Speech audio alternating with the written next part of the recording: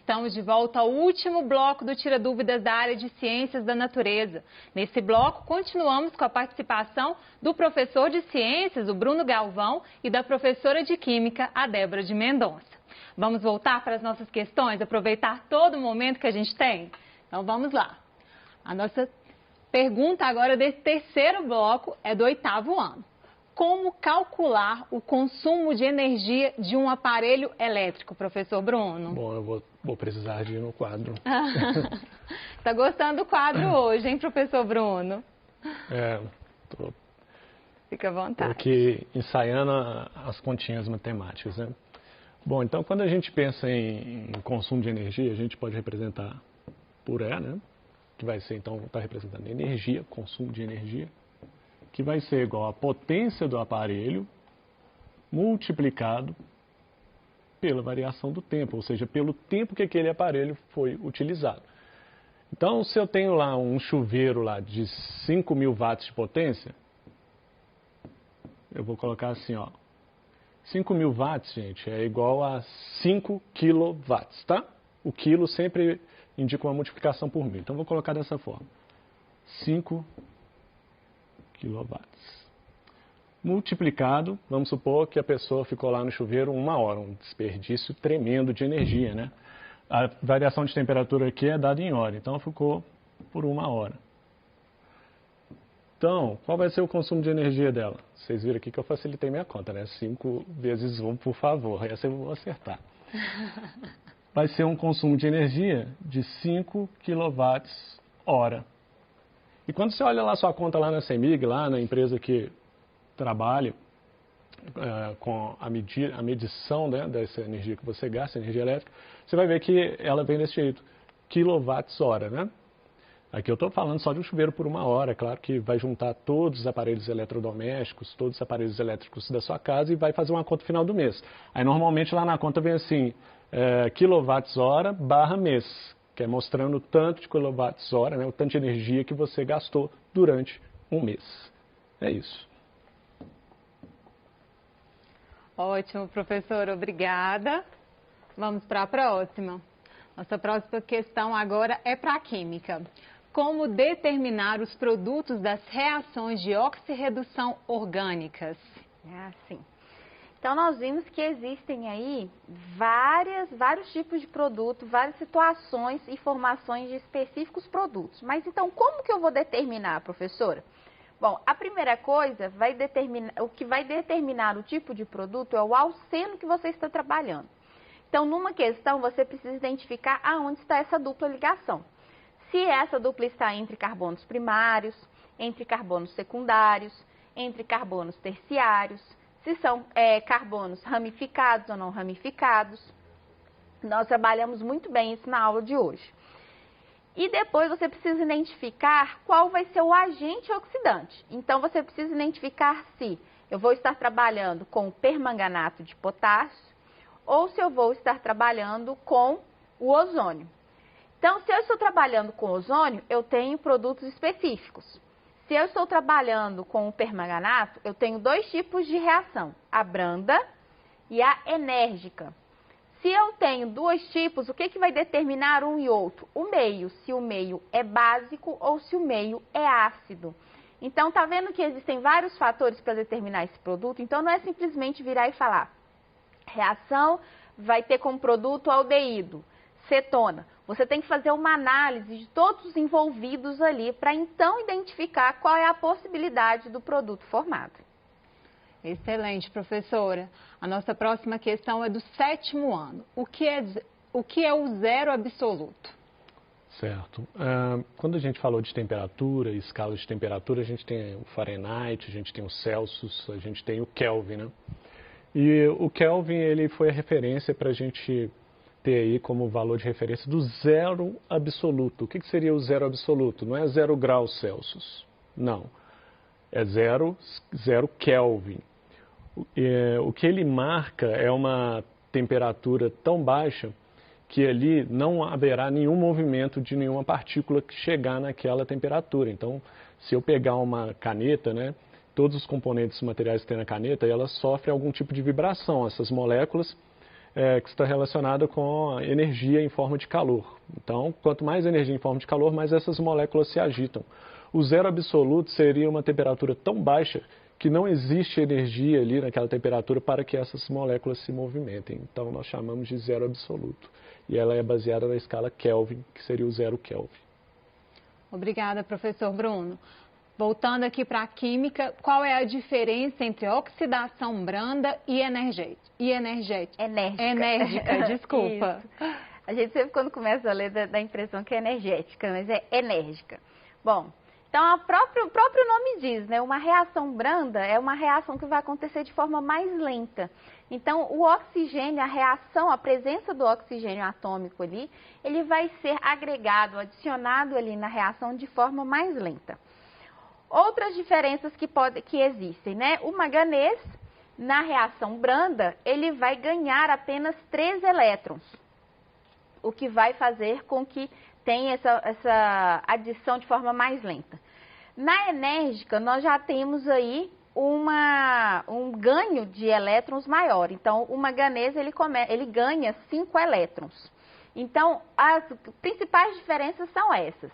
É a forma como se dá a reação, de uma forma com mais energia ou de uma forma mais rápida ou uma forma mais lenta, e essa redução do manganês que tem essa diferença.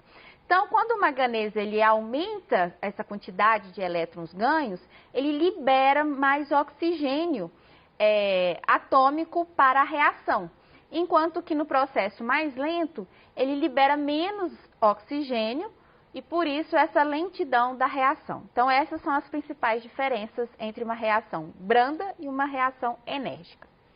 Ótimo. A nossa próxima questão agora, voltando aí para a nossa aula do 9º ano, professor Bruno, o que são unidades de conservação?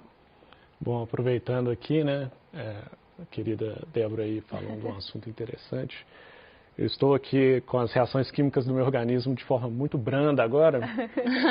Aí eu pensando aqui, quando a gente pensa em unidades de conservação, na verdade eu falei ali de unidades de proteção integral e de uso sustentável. Todas duas são unidades de conservação.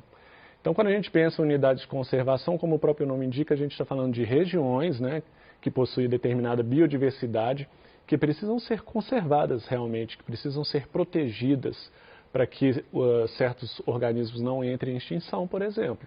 Seria um dos propósitos, né? E manter a biodiversidade. Então, qualquer unidade que tenha esse fundamento da unidade de proteção integral ou da de uso sustentável, elas juntas formam unidades de conservação. Parques florestais, parques ecológicos, entre outros. É um assunto que está muito em alta, né? Muito em alta ultimamente. Porque o Brasil sofreu muito esse ano, principalmente com queimadas, Sim. né? Porque nós tivemos um período muito seco, e isso propiciou, né? Facilitou as queimadas, né? Que muitas vezes é iniciada pelo próprio ser humano, mas por estar num período seco se alastra com mais facilidade. Foi o que aconteceu alguns meses atrás. E até mesmo as questões de políticas públicas que foram alteradas esse ano justamente desses parques, né, desses locais. Temos questões ambientais muito importantes que precisam ser resolvidas e a gente espera que seja resolvida aí de forma parcimoniosa. Obrigada, professora Débora. A ressonância, você poderia explicar para a gente de novo como funciona a ressonância na molécula de ozônio? Ah, sim. Agora eu vou precisar do quadro. Pode vir aqui. Bom, então nós vimos que a molécula de ozônio ele sofre, então, uma ressonância. O que seria essa ressonância? Seria justamente essa migração dos elétrons entre os átomos de oxigênio na molécula de ozônio. Então, lembrando aqui, né, nós temos o oxigênio, né?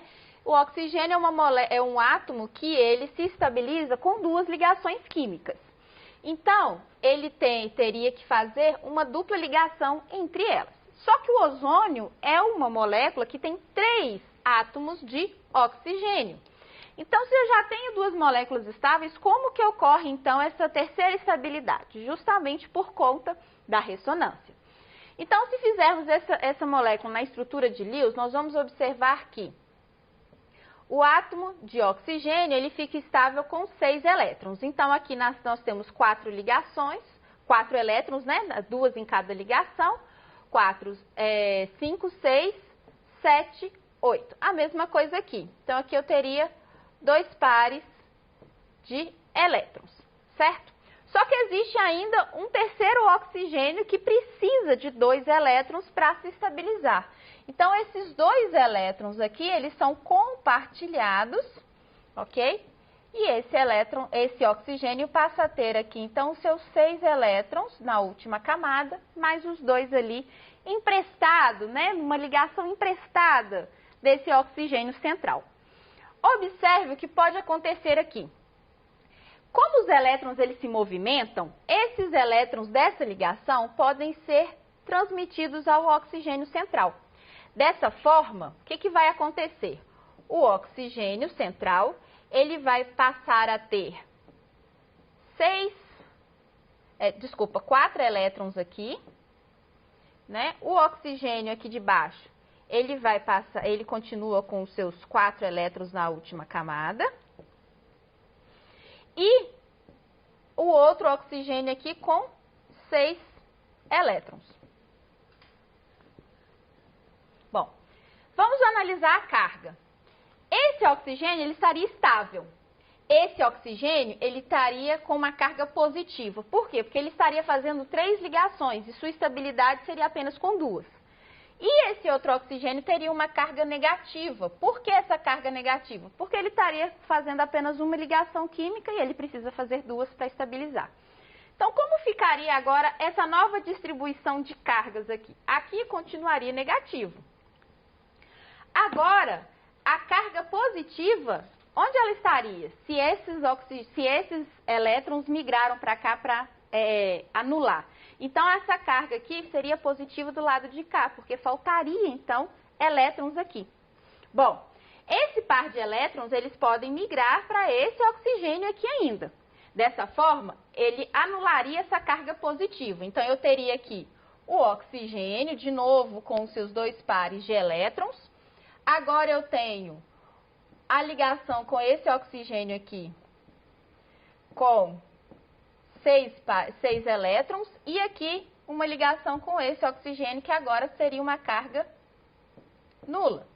Bom, esse par de elétrons aqui pode se reestabelecer formando uma dupla. Então, o que eu vou ter aqui agora?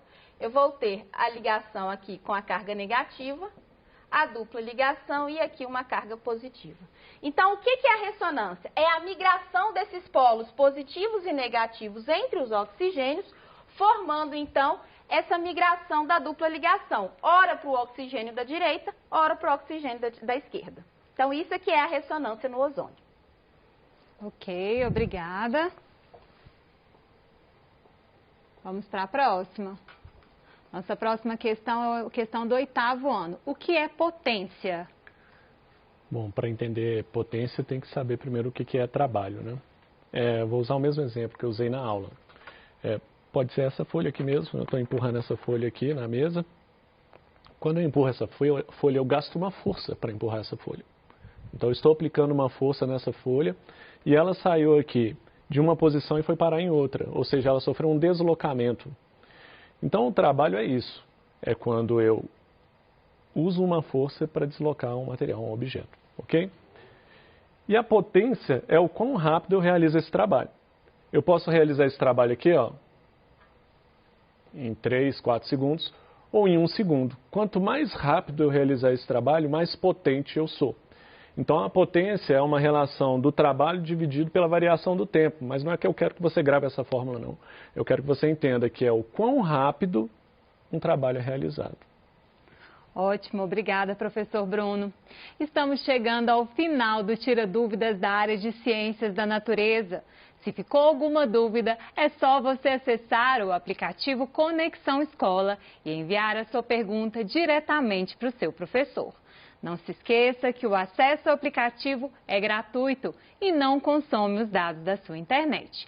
E se você ainda não fez o download do seu PET-7, eu quero lembrar também que não só ele, como todos os outros, estão disponíveis gratuitamente no nosso site estudeemcasa.com.br. www.educação.mg.gov.br. Lembrando também que todas as nossas aulas ficam disponíveis nas plataformas digitais para você assistir aí quando e quantas vezes quiser. Agradeço a presença dos nossos professores e intérpretes de Libras que estiveram hoje com a gente e principalmente a sua participação. Um grande abraço e continue assistindo a nossa programação. Até amanhã!